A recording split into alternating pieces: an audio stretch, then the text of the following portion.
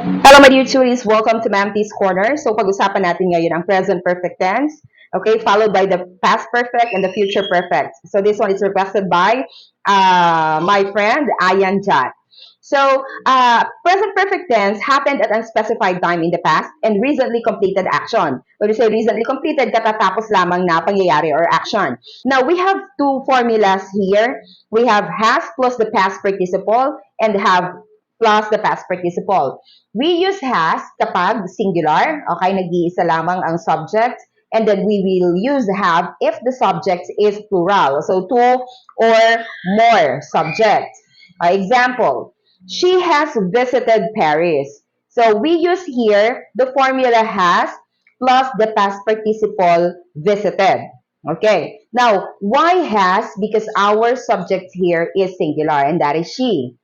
And then, the next one is, they have already finished the project. So, ito yung kakatapos pa lamang na action. We use have plus the past participle finished. Okay? Now, why do we use have? Because the subject is also plural.